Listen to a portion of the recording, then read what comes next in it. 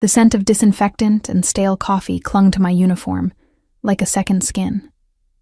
My feet ached in worn sneakers that had seen better days, the kind of pain that started at the soles and crawled up your calves until standing felt like a punishment. I'd been on my feet for 11 hours straight, serving overpriced cocktails to people who didn't see me, who looked through me like I was part of the furniture, just another piece of the upscale restaurant's carefully curated atmosphere. I was invisible, and most days I preferred it that way. The Lumiere was the kind of place where chandeliers cost more than my yearly rent, where the carpet was so plush it swallowed sound, and where men in $1,000 suits made deals over aged whiskey. I was 23 and serving them, watching their lives unfold in fragments. The business handshakes, the anniversary dinners, the affairs conducted in shadowed corner booths. I collected their secrets like loose change, tucked them away in the back of my mind, and said nothing, because girls like me didn't speak up. Girls like me needed the job. The kitchen doors swung open with their familiar squeak, and Marco, head waiter and the closest thing I had to a friend here, caught my eye. "Table 7 needs attention," he said, his voice pitched low. There was something in his expression I couldn't read, something between warning and apology. "VIP section. Be careful, careful." The words settled in my stomach like a stone. I smoothed down my black skirt, tucked a strand of dark hair behind my ear, and lifted my chin. The VIP section was separated from the main dining room by frosted glass panels and velvet curtains. A world within a world. My heart hammered against my ribs as I pushed through the heavy fabric, and the air changed immediately, thicker somehow, weighted with expensive cologne and cigarette smoke that shouldn't have been there but was. 3 men sat at the corner table, but only one mattered. I felt him before I saw him clearly. It was like walking into a field of static electricity, every nerve ending suddenly awake and screaming danger. He sat with his back to the wall, of course he did, facing the entrance with the kind of awareness that suggested he'd catalogued every exit, every person, every potential threat before I'd even entered the room. Mid-20s, maybe 30 at most, with dark hair swept back from a face that belonged in Renaissance paintings. Sharp jawline, full lips, eyes so dark they looked black in the low light. Beautiful. Dangerously, devastatingly beautiful. He wore a charcoal suit that fit like it had been made for his body specifically, the fabric moving with him as he lifted a glass of whiskey to his lips. A gold watch caught the light at his wrist. Patek Philippe, I recognized it from serving enough wealthy men, and his hands were elegant, long-fingered, with a single silver ring on his right hand. 2 men flanked him. One was built like a wall, all shoulders and silence, with an earpiece visible at his collar. Security. The other was older, leaner, with sharp eyes that tracked my approach with predatory interest. But the man in the middle, he hadn't looked at me yet, and somehow that was more terrifying than if he had. "Good evening, gentlemen." My voice came out steadier than I felt. Professional, distant. "Can I get you anything?" The older man opened his mouth to speak, but the beautiful one raised a single finger, barely a movement, just a subtle shift, and the other man went silent immediately. The power in that tiny gesture made my breath catch. "Macallan 25, he said, his voice like smoke and velvet, dark and smooth and absolutely controlled. Neat. He still hadn't looked at me. His gaze remained fixed on the amber liquid in his glass, swirling it gently. "Of course. And for you, sir?" I turned to the security guard, who just shook his head silently. The other man ordered something I barely heard. My attention fractured, pulled back to the man in the middle like he was a black hole, and I was caught in his gravity. I turned to leave, grateful for the escape, when his voice stopped me. "Wait." I froze. The word wasn't loud. He didn't need volume to command obedience.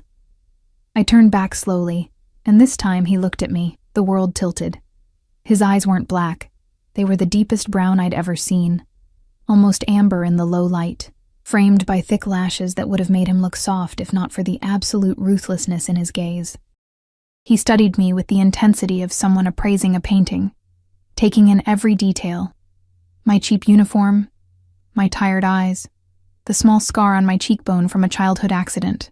I felt naked, exposed, seen in a way I'd never been seen before. "What's your name?" he asked. Protocol said I should give it. Instinct said I shouldn't. Ella, I whispered, hating how small my voice sounded. Ella. He repeated it like he was tasting it, testing how it felt in his mouth. A small smile curved his lips. Not warm, not exactly cold, but something calculating. You've worked here how long? 6 months. And before that? None of your business, I wanted to say. But the weight of his attention, the way his security guard had shifted slightly as if preparing to stand, I recognized power when I saw it. This wasn't a man you refused. I worked at a diner, downtown. He nodded slowly, as if this confirmed something he already knew. You're studying. It wasn't a question. Night classes, business administration. My blood went cold. How do you... Your textbook. He gestured with his glass toward my bag, barely visible where I'd tucked it under the hostess stand on my way in. From here, from this angle, there was no way he should have been able to see it, peeking out. You read during your breaks. Had he been watching me? Before tonight? The thought sent ice down my spine. I should get your drinks, I managed, backing away. Ella. My name again. And this time it sounded like ownership. Be careful walking home tonight. These streets aren't safe for girls like you. It should have sounded protective. Instead, it sounded like a threat and a promise wrapped together, impossible to separate. I fled to the bar, my hands shaking as I placed the order. Marco appeared at my elbow, his face pale. Do you know who that is? I shook my head, not trusting my voice. Dante Moretti. He said the name like a curse, like speaking it too loud might summon something terrible. They say he runs half the city. Drugs, guns, protection rackets, everything. His father was Salvatore Moretti, the old Don. Dante took over 3 years ago when his father was killed. They say he's worse than his father ever was. Colder, more ruthless. Marco gripped my arm. Whatever you do, stay away from him. But staying away wasn't an option, because I had to bring him his drink. My hands trembled as I carried the tray back through the velvet curtains. The whiskey sloshed slightly in the glass, and I prayed he wouldn't notice. When I set it before him, my fingers brushed the table, and he moved, fast as a snake, catching my wrist before I could pull away. His touch burned, long fingers wrapped completely around my wrist, his thumb pressed against my pulse point, where my heart raced like a trapped bird. His skin was warm, and I caught his scent. Sandalwood, and something darker, almost metallic, gunpowder maybe. Danger. You're shaking, he observed, tilting his head slightly. Are you afraid of me, Ella? Yes. God, yes. No, I lied. His smile widened, showing white teeth. You should be. But he said it almost fondly, like my fear pleased him. He released my wrist slowly, deliberately, his fingers trailing across my skin in a way that felt intentional, possessive. I stumbled back, and he let me go. The rest of the service passed in a blur. I brought food I didn't remember taking orders for, refilled glasses with autopilot precision, and avoided looking at table 7 even as I felt his eyes on me constantly. Tracking me. Following me across the room like a predator watching prey. When I finally clocked out at midnight, exhaustion had settled into my bones. Marco offered to walk me to the subway, but I waved him off. I always walked alone, and tonight I needed the cold air to clear my head, to wash away the feeling of Dante Moretti's attention like oil on my skin. The November wind bit through my thin jacket as I hurried down the street, my breath fogging in the air. The Lumiere was in the financial district, all glass towers and empty sidewalks after business hours. My footsteps echoed off the buildings, too loud in the silence. I was 3 blocks away when I realized I wasn't alone. The black car was sleek, expensive, with tinted windows that reflected the streetlights like dark mirrors. It rolled beside me slowly, matching my pace, the engine a quiet purr that made my skin crawl. I walked faster. It followed. My apartment was still 6 blocks away. The subway station was 2 blocks ahead. I could run, but where? The streets were empty, and screaming would bring no one. The passenger window rolled down with an electric hum. Get in. Dante Moretti's voice cut through the night like a blade. I kept walking, my heart in my throat. I'm fine. Thank you, Ella. There was steel in his voice now, authority that expected obedience. Get in the car. I won't ask again. I don't accept rides from strangers. A pause. Then, impossibly, a laugh, low and dark and genuinely amused. Stranger? I know your name, where you work, where you study, and that you take the Red Line subway home every night. You walk alone, no boyfriend waiting, no family in the city. You're $6,000 in debt from student loans and 2 months behind on rent. Tell me, Ella, are we really strangers? Terror locked my joints. He knew everything. Everything. The car stopped. The back door opened from inside, and I saw him there in the shadows, leaning back against leather seats with that same calculating expression. There are 3 men following you, he said quietly, gesturing behind me with 2 fingers. 2 blocks back. They've been trailing you since you left the restaurant. Now you can keep walking and find out what they want, or you can get in this car where you'll be safe. I spun around. The street behind me looked empty, but in the distance, beneath a flickering streetlight, I caught movement. 3 silhouettes, walking with purpose. My blood turned to ice. When I looked back, Dante was watching me with those dark eyes, patient as death. Choose quickly, he advised. They're getting closer. I made the worst decision of my life. I got in the car. The door closed behind me with a soft click that sounded like a cell locking.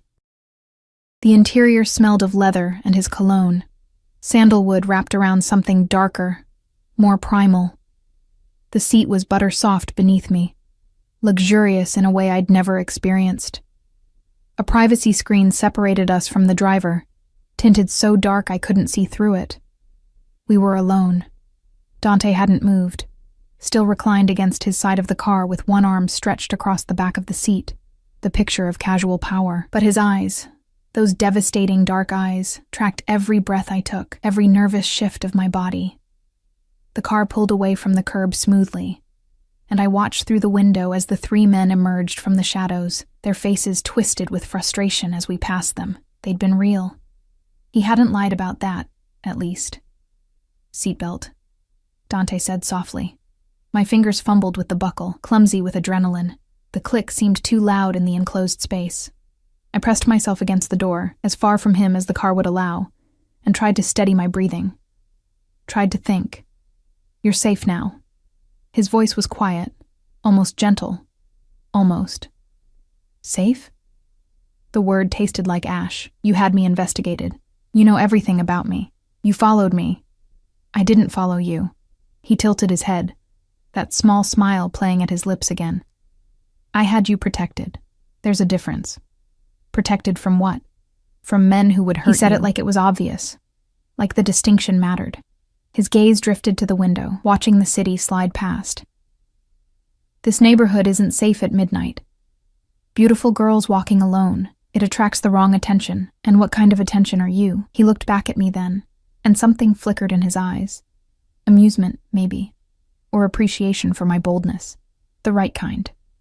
He leaned forward slightly, not enough to invade my space, but enough that I felt the shift in air pressure, the intensity of his focus. Tell me, Ella, do you know what those men wanted? I shook my head, mute. You. Simple. Direct. His eyes never left mine. They've been watching the restaurant for weeks. Watching you. One of them has a record.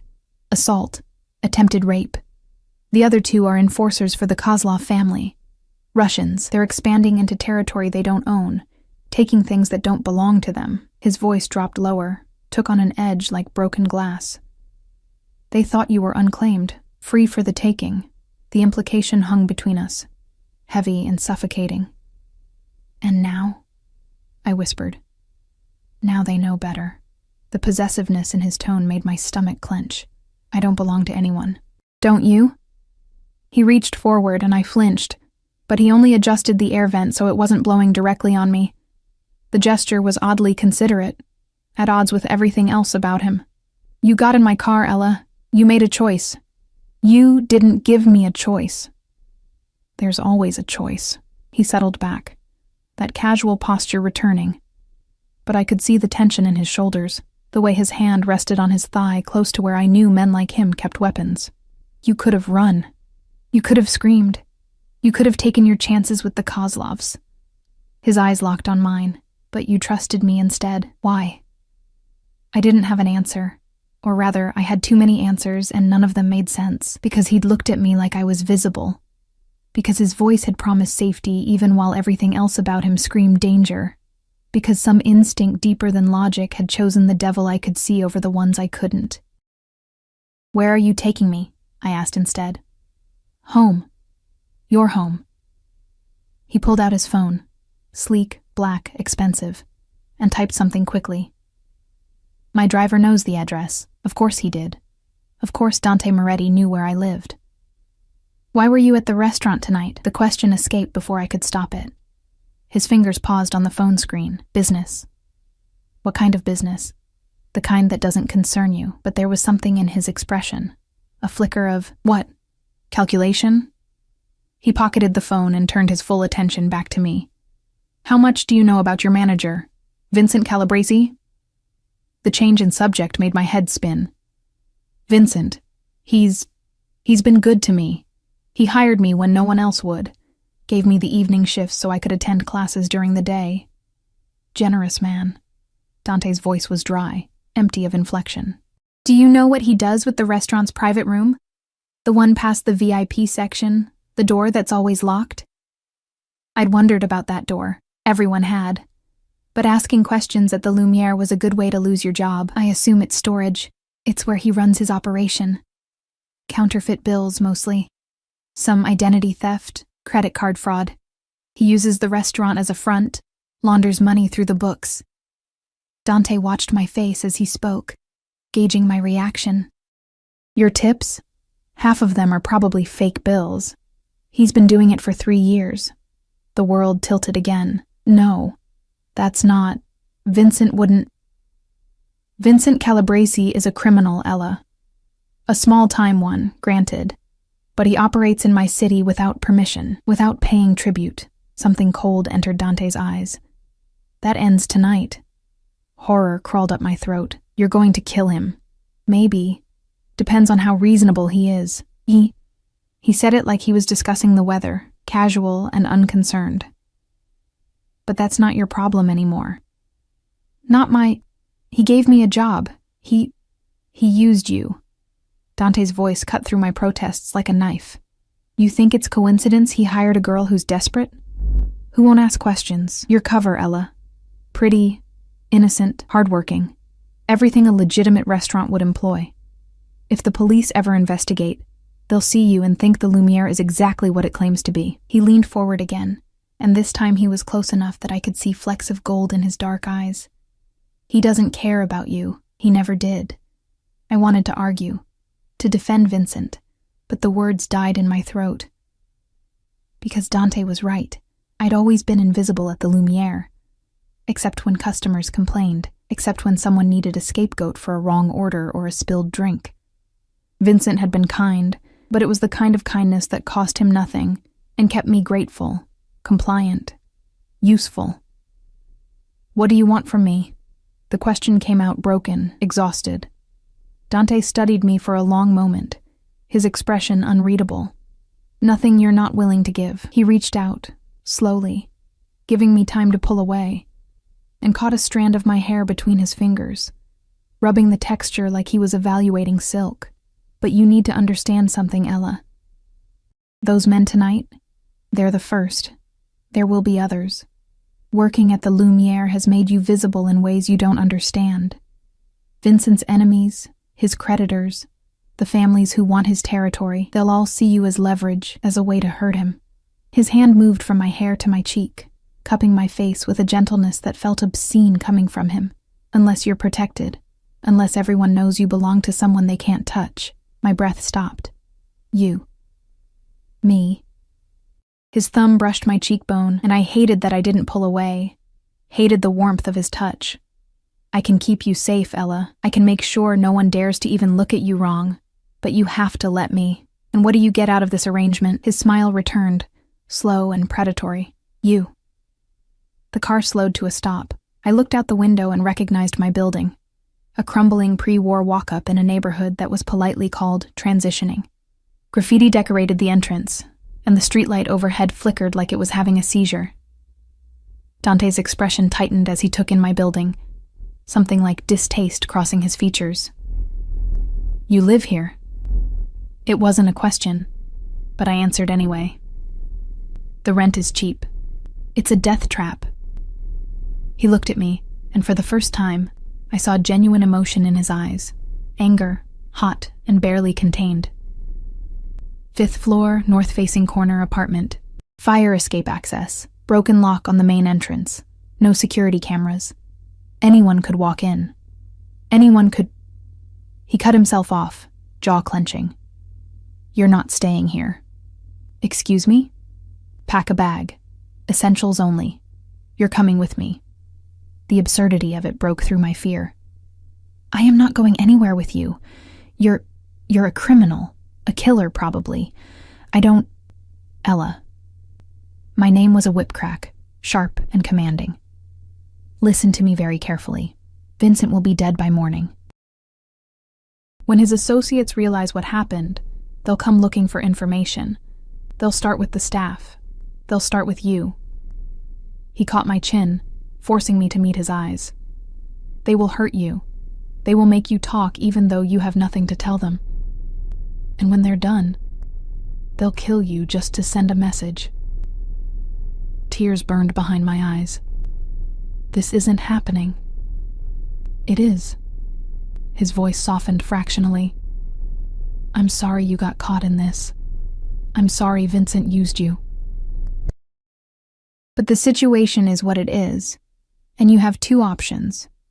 Come with me and live, or go upstairs to your apartment and wait for them to find you." His thumb stroked my jaw, almost tender.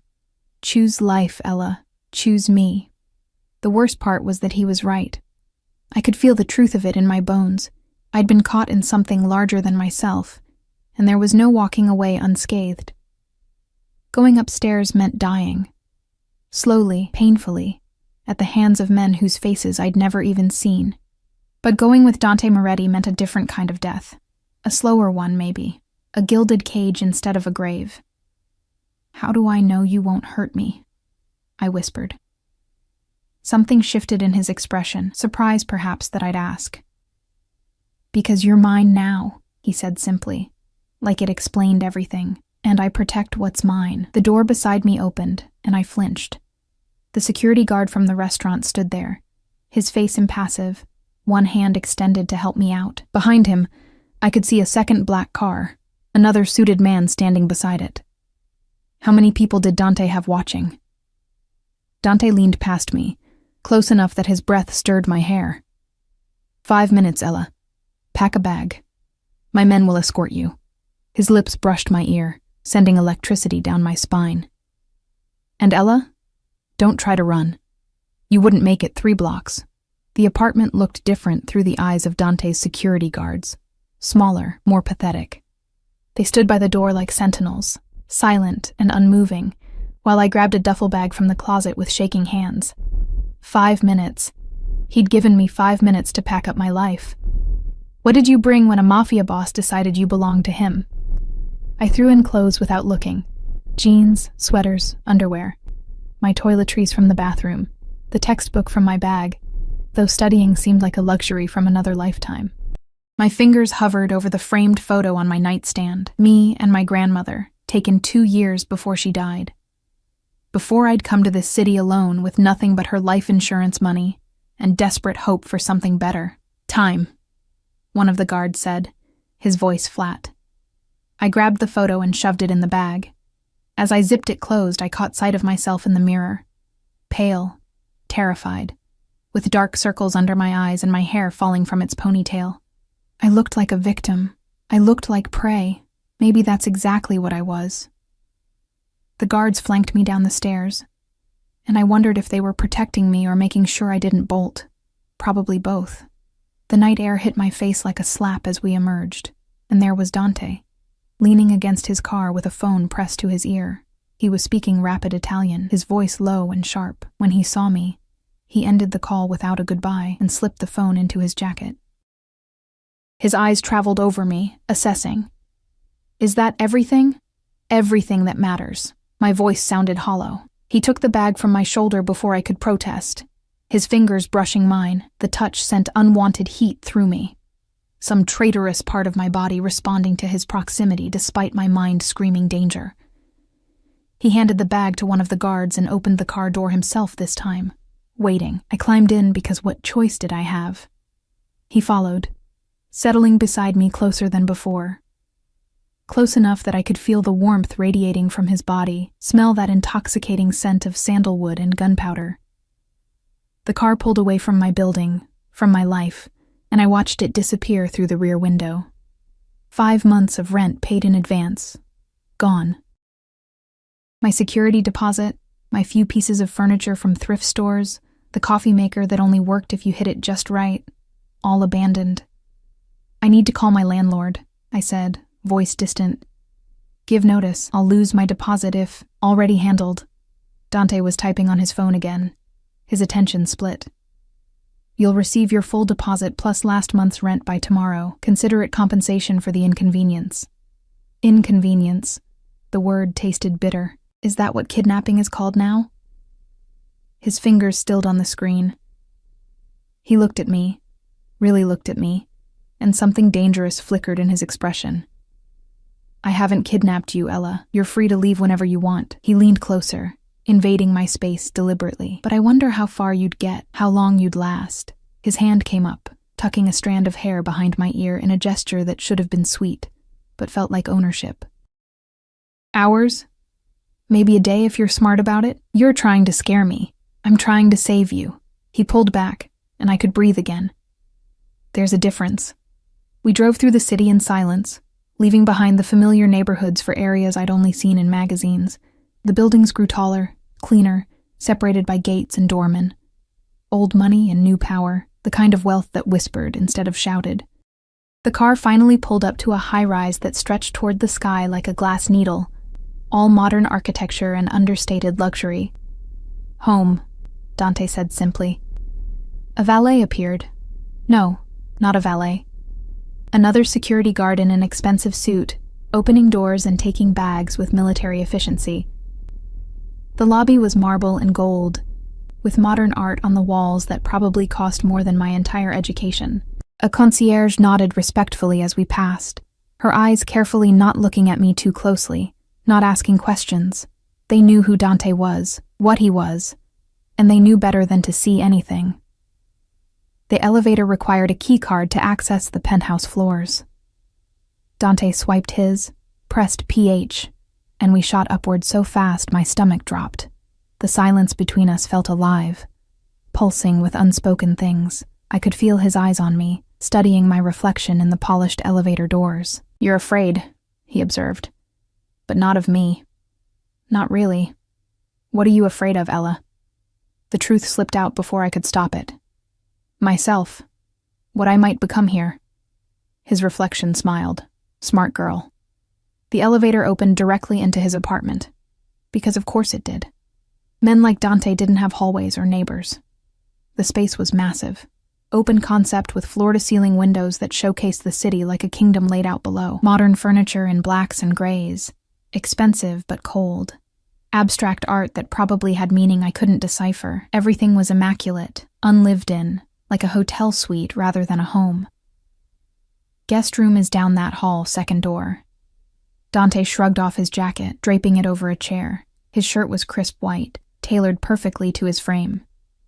He rolled up his sleeves as he walked to the bar, exposing forearms corded with muscle and, I noticed with a chill, several thin scars. Or you can take the master. I have other places to sleep. Guest room is fine. I didn't want to think about his bedroom. About the intimacy implied in that offer. He poured 2 glasses of whiskey, the expensive kind. The kind I'd served him earlier that felt like years ago. He crossed to me, holding one out. Drink. You're shaking. I hadn't realized I was. I took the glass, our fingers brushing again, and that same electric current ran through me. I sipped, and the whiskey burned down my throat, warming my chest. It was smooth, complex. Nothing like the cheap vodka I occasionally splurged on. What happens now? I asked. Dante leaned against the window, the city lights behind him creating a halo effect that should have been angelic, but only made him look more dangerous. Now you rest. Tomorrow we'll discuss arrangements, new identity documents, a bank account, security protocols. You're serious about this, about keeping me here. Did you think I wasn't? He swirled his whiskey, watching me over the rim. I don't make idle promises, Ella. When I say you're under my protection, I mean it. No one will touch you. No one will even think about touching you. His voice dropped, took on that possessive edge that made my skin prickle. You're mine now. I'm not a possession. No. He pushed off from the window, moving toward me with predatory grace. You're something far more valuable. You're a weakness. My weakness. He stopped inches away, close enough that I had to tilt my head back to maintain eye contact. And I protect my weaknesses by keeping them close, by making sure everyone knows the price of harming them is death. I didn't ask for this. No. His hand came up, fingers trailing down my cheek with devastating gentleness. You didn't. But here we are anyway. Fate, maybe, or just bad luck. His thumb traced my lower lip, and I couldn't breathe, couldn't move. But I promise you this, no one will hurt you while you're mine. Not Vincent's people, not the Kozlovs, not anyone. You'll have everything you need. Safety, security, comfort. His eyes burned into mine. All you have to do is stay. And if I want to leave, something dark crossed his expression. Then I'll let you go, but you won't survive a week. He leaned closer, his breath warm against my face. Better the devil you know, Ella. Better the cage that keeps you alive than freedom that gets you killed. My phone buzzed in my pocket, making us both jump. Dante stepped back, and I fumbled for it with trembling hands. Marco's name flashed on the screen. I looked up at Dante, silently asking permission. He nodded once. Hello? Ella! Thank God. Marco's voice was panicked, high-pitched. Where are you? Are you safe? The restaurant. Something happened. The police are here, and Vincent. My heart stopped. What about Vincent? Static, muffled voices. Then Marco again, quieter now. He's dead, Ella. They found him in his office, shot twice in the head. The police are questioning everyone. They want to talk to you too. Where are you? Did you go home? I looked at Dante. He watched me with those dark eyes, expression unreadable, and I understood. This was the point of no return. If I told Marco where I was, if I went to the police, I became a witness, a liability. Dante would have to eliminate that liability. Or I could lie. I could step fully into this new reality, this dangerous world where a beautiful monster kept me in a gilded cage. I'm at a friend's place, I heard myself say. I wasn't feeling well, so I left early. I didn't see anything.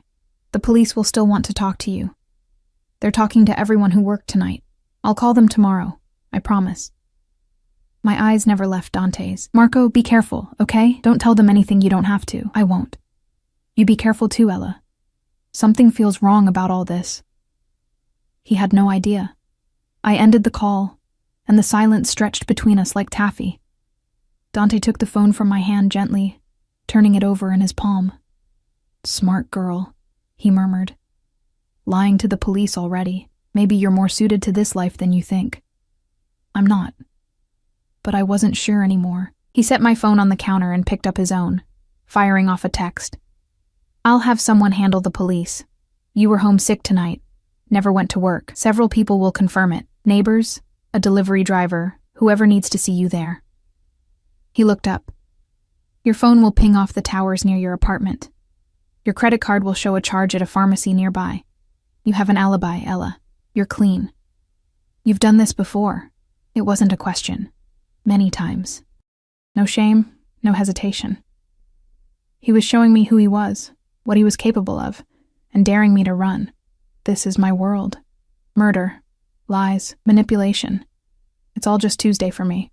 He stepped closer again, and I should have backed away, but I didn't. But you? You're something different. Something pure that doesn't belong here. His hand cupped my face, thumb stroking my cheekbone. I should let you go. Send you away somewhere safe, but I won't. Why not? Because I'm a selfish bastard. His other hand found my waist, pulling me closer. Because from the moment I saw you tonight, carrying that tray with your hands shaking, trying so hard to be invisible, I wanted you. Not for a night, not for a transaction. I wanted to own you, protect you, keep you locked away where nothing could touch you.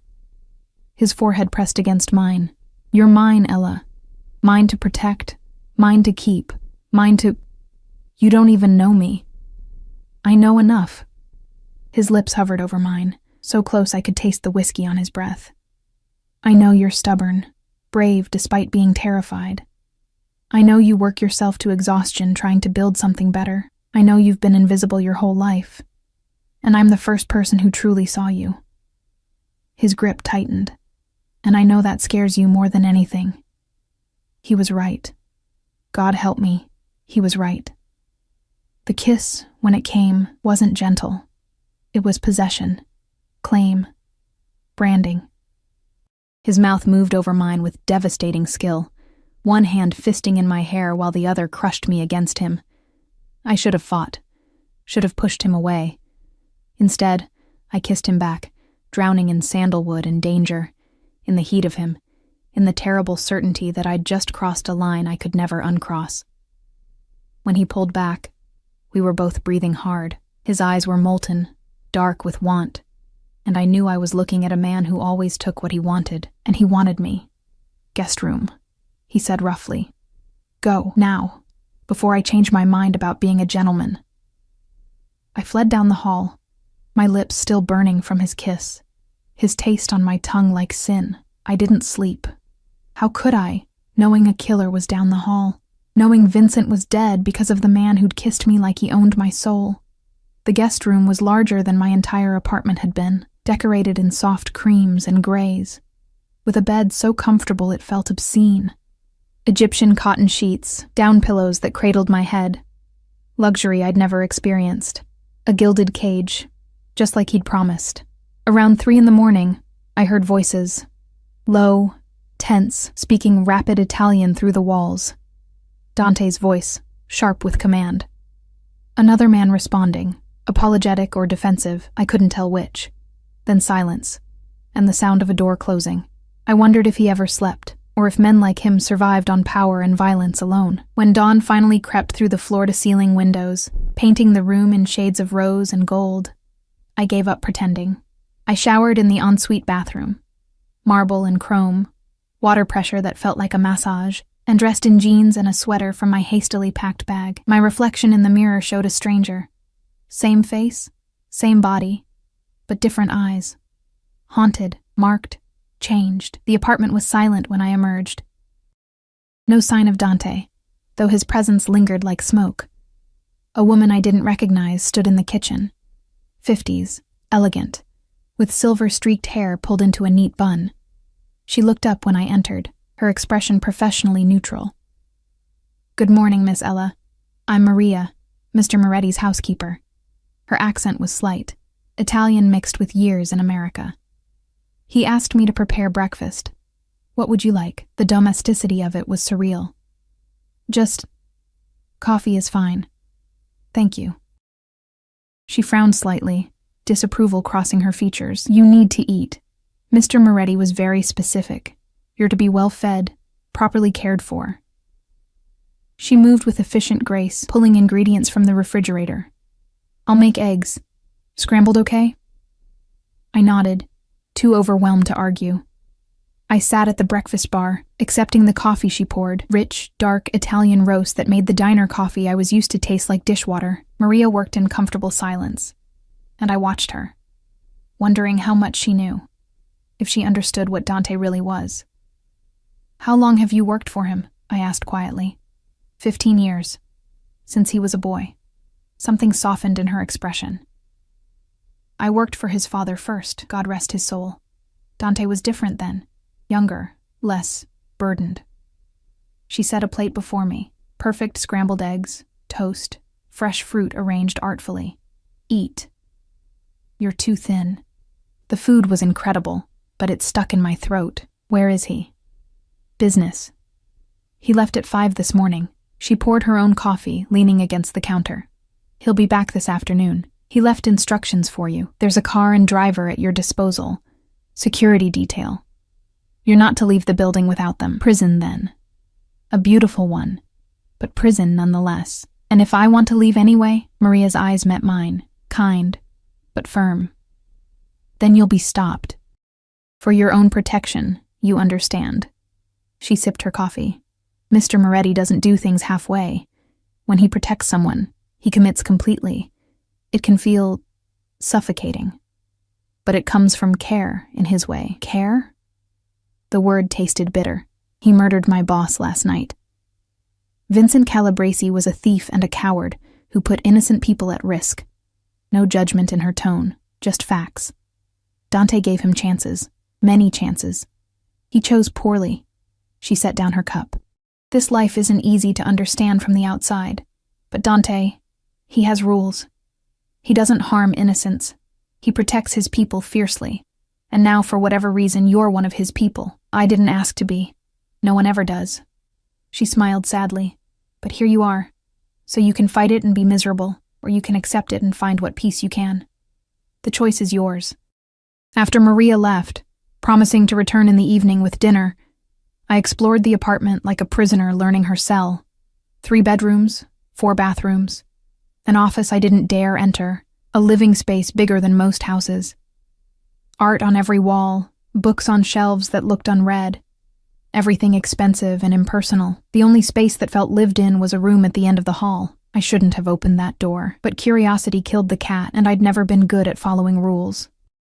It was his bedroom. Massive bed with black silk sheets, half made like he'd left in a hurry. The scent of him hung heavy here, sandalwood, and something uniquely Dante. But what caught my attention was the wall across from the bed. Photographs, dozens of them, pinned to a massive board like a detective's case file. I stepped closer, my heart hammering. They were all of me. Walking to work, leaving class, sitting in a coffee shop with my textbook, standing at the bus stop. Some were from weeks ago, others more recent. All taken without my knowledge, capturing me in moments I'd thought were private. The most recent was from last night. Me leaving the restaurant, unaware of the danger trailing behind me. He'd been watching me. Not just last night.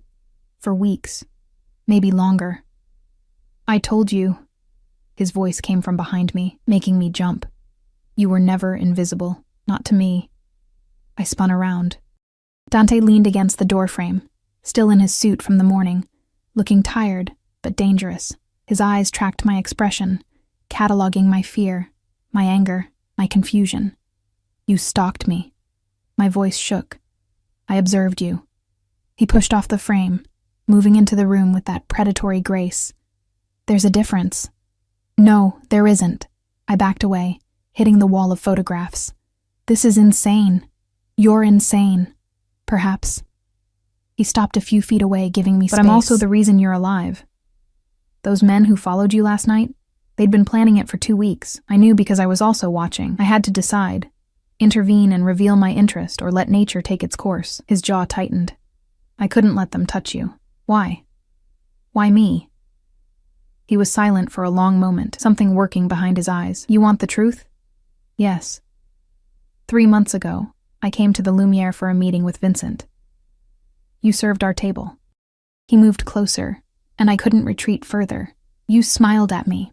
Just once, this small, tired smile when you set down my drink. And you said, I hope your evening gets better than your expression suggests. Then you walked away before I could respond. I remembered. God, I remembered. He'd looked so severe, so angry, and the words had slipped out before I could stop them. I'd been terrified he'd complain, get me fired. No one talks to me like that, Dante continued, his voice soft. No one sees me as anything but what I am. A weapon, a monster, something to fear. But you? You saw a man having a bad day and tried to make it better. His hand came up, fingers ghosting over my cheek. I couldn't stop thinking about you. That smile, that kindness. I started coming back, watching you work, learning everything about you. And the more I learned, the more I wanted... He cut himself off, jaw clenching. Wanted what? To keep you. Raw honesty. devastating in its simplicity, to lock you away where the world couldn't touch you, couldn't break that light inside you, to own every smile, every laugh, every moment. His thumb brushed my lips. I know it's wrong. I know I'm a monster for wanting it.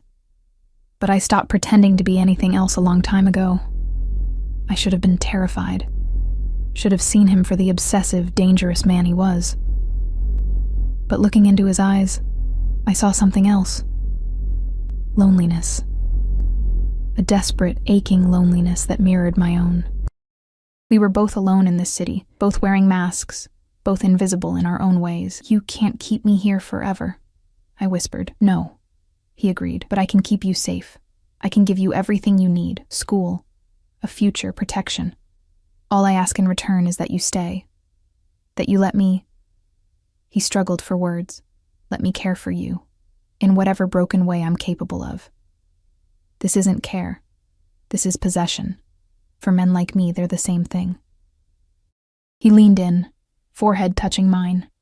"I won't apologize for what I am, Ella. But I will protect you with everything I have. No one will hurt you. No one will even look at you wrong." His hands framed my face. "You're mine. Say it. I'm not—" "Say it." Command, not request. His eyes burned into mine, dark and fathomless. And God help me, I did. "I'm yours." The kiss was different this time, slower, deeper, like he was trying to memorize the taste of me. His hands were gentle despite their strength, holding me like something precious, breakable. When he pulled back, something had shifted in his expression. Satisfaction, possession, and underneath it all, that terrible loneliness finding its match. "Good girl," he murmured against my lips. "Now come. We have things to discuss." He led me to his office, and the transition from lover to businessman was seamless. He gestured to a chair across from his desk while he pulled out files, documents, a new phone still in its box. "Your new identity," he said, sliding papers toward me. "Ella Ross, student at the university, clean background. I've paid your tuition through graduation. You'll continue your classes. I won't take that from you, but you'll have security with you at all times." He opened a laptop, typed rapidly. "Bank account in your name. There's $50,000 in there now. More if you need it." "I can't accept—" "You can, and you will." His tone brooked no argument. "You work for me now.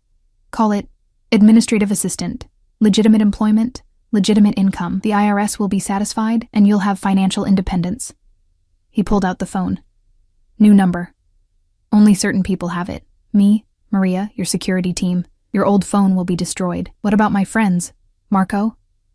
Something cold entered his expression. "Marco Vitale is being questioned about Vincent's death. He's not your concern anymore. He's my friend. He's a witness to a crime scene. Associating with him puts you at risk." Dante's voice was flat, final. "You don't exist to your old life anymore, Ella. That girl is gone. This is who you are now." The finality of it hit me like a fist. "You're erasing me. I'm protecting you. There's a difference." He stood, moving around the desk. "I know this is hard. I know you didn't choose this, but the choice was made the moment Vincent used you, the moment the Kozlovs marked you. I'm just the one who got to you first." He pulled me to my feet, hands firm on my shoulders. "And I will keep you safe. That's not a threat, Ella. It's a promise." A knock at the door interrupted us. Dante's expression shifted instantly, alert, focused. "Enter." The security guard from last night stepped in, his face grave. "Boss, we have a problem. The Kozlovs know she's here. They're demanding a meeting." Dante's hands tightened on my shoulders, his body going rigid with barely contained violence. When he spoke, his voice was ice. "Tell them no. They're threatening retaliation. They say the girl was their target first, that you violated—" "I don't care what they say." Dante's voice cut like a blade. "Ella is under my protection. That makes her untouchable.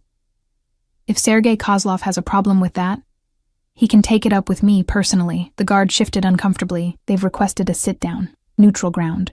They want to negotiate." "Negotiate." Dante's laugh was dark, humorless. "They want to see her, confirm she's real, that she's worth the war they're considering." He looked down at me, his expression softening fractionally. They want to test my resolve. Then don't go, I said. Tell them. If I refuse, they'll see it as weakness. They'll push harder, take more risks. His hand cupped my face. I have to go. But you're staying here, behind locked doors with armed security. No one gets in, no one. Dante, look at me. I did. His eyes were fierce, burning with intensity. Look at me.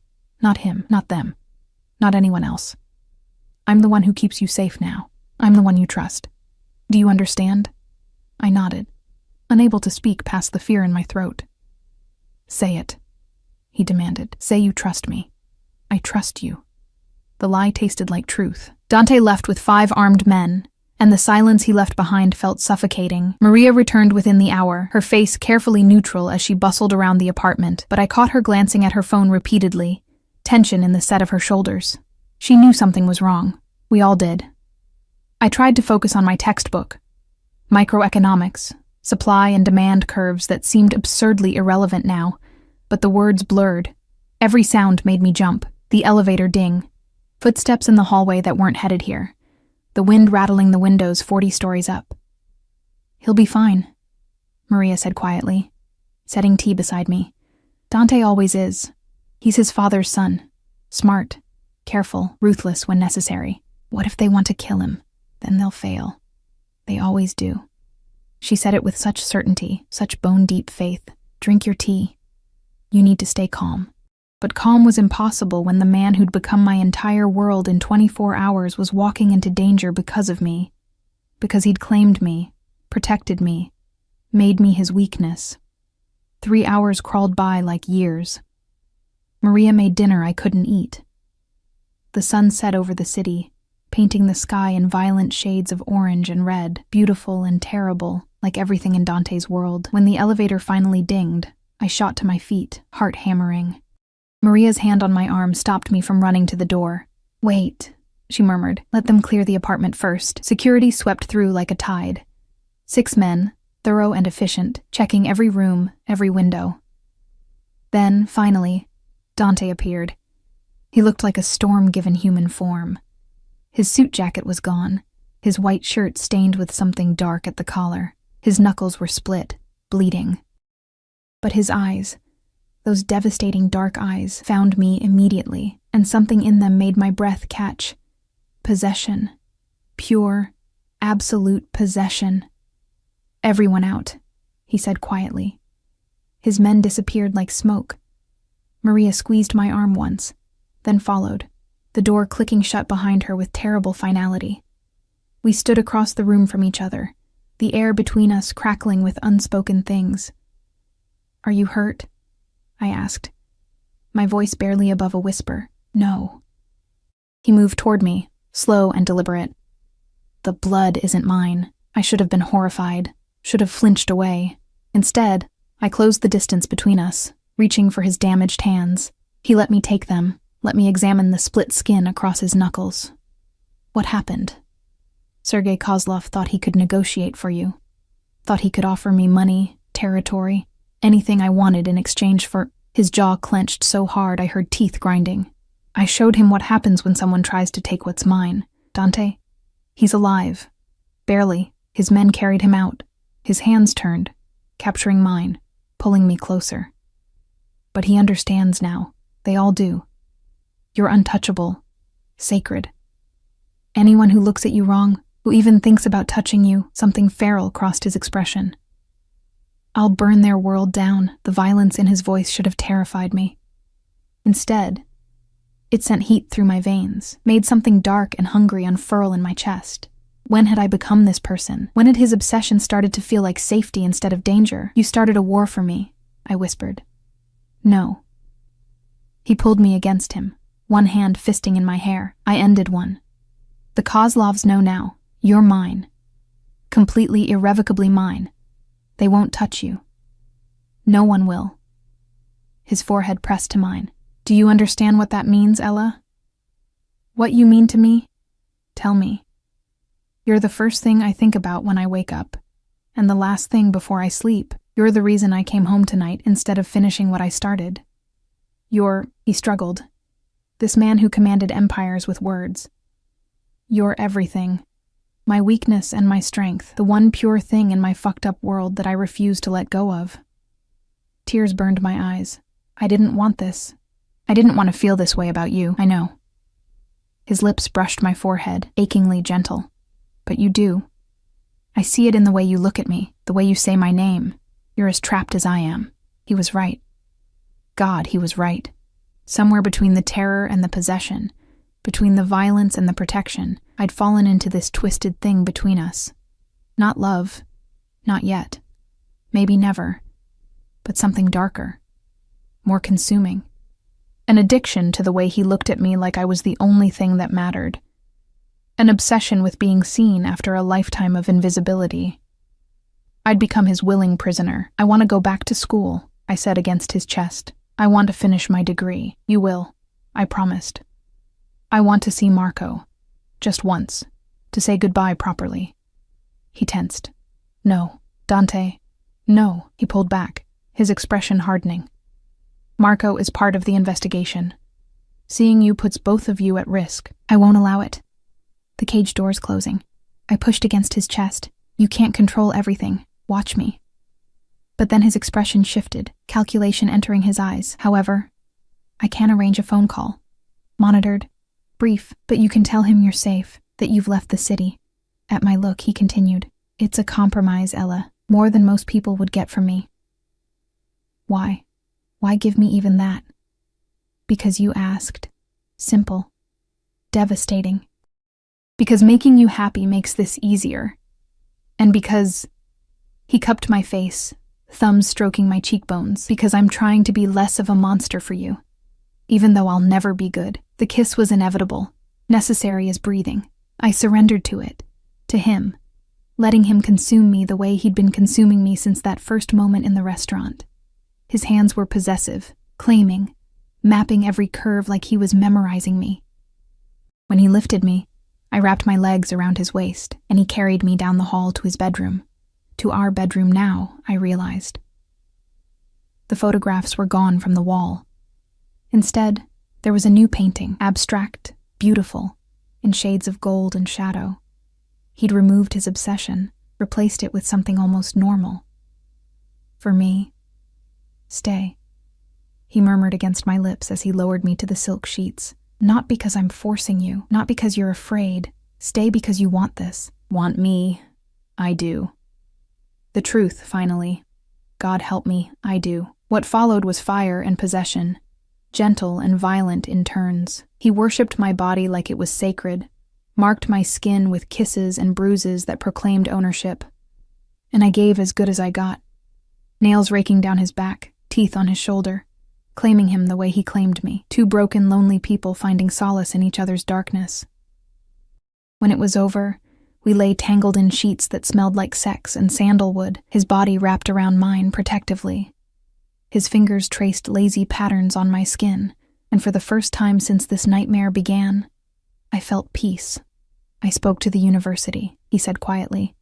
You're officially enrolled full-time, tuition paid. I've arranged for you to attend classes with security. They'll be discreet, but present. His hand found mine, intertwining our fingers. And I've set up a trust fund in your name. $2 million. If anything happens to me, you'll be taken care of. I turned in his arms, studying his face. Nothing's going to happen to you. In this life, anything can happen. His expression was solemn. I have enemies, Ella. Lots of them. And now that they know about you, you're a target. The best protected target in the city. But still.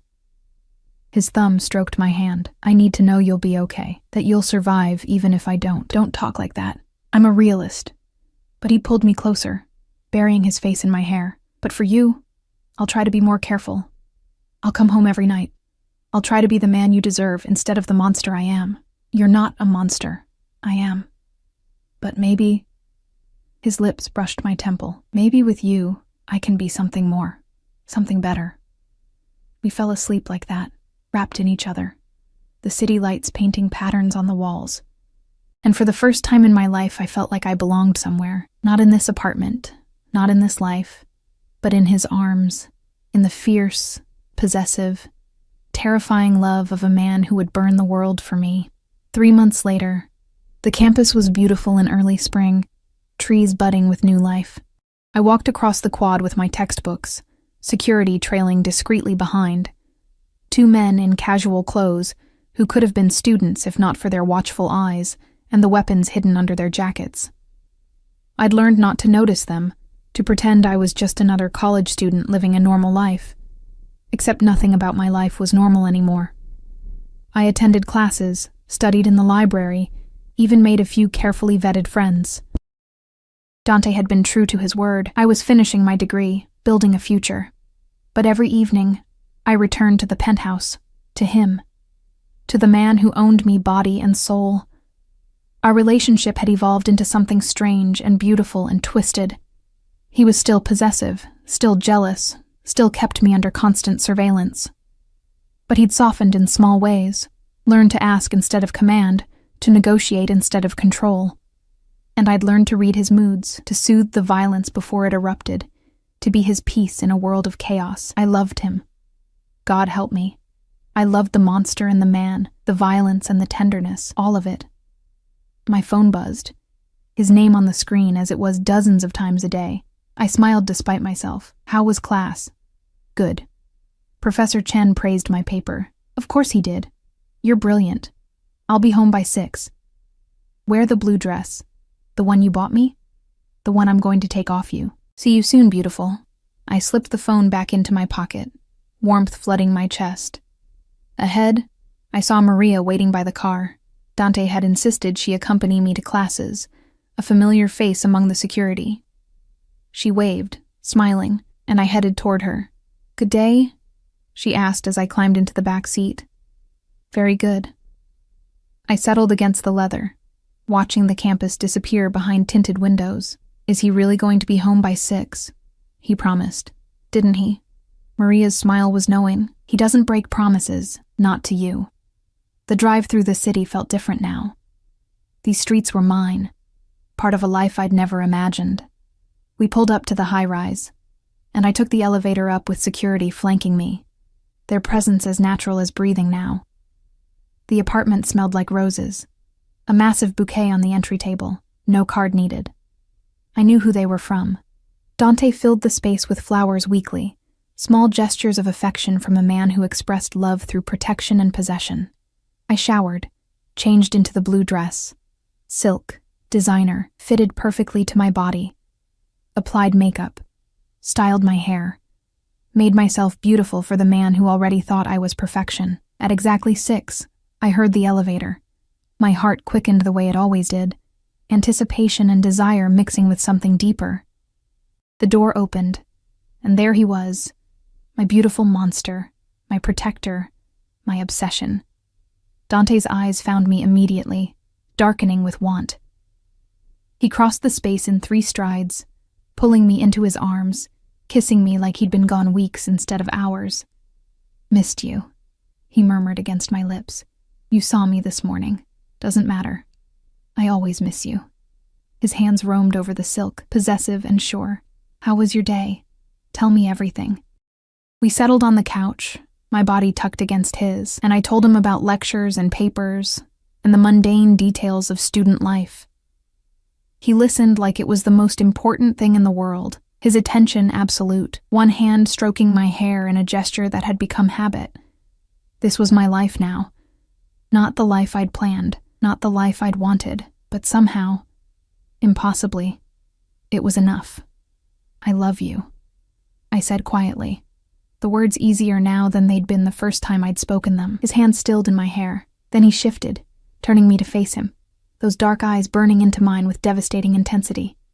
I love you more than anything in this world, more than power, more than life. His hand cupped my face. You're mine, Ella, forever. Say it. I'm yours. Truth, finally. Complete and absolute, forever. He kissed me then, deep and claiming, and I surrendered to it, to him. To this twisted, beautiful thing we'd built from violence and obsession and desperate loneliness.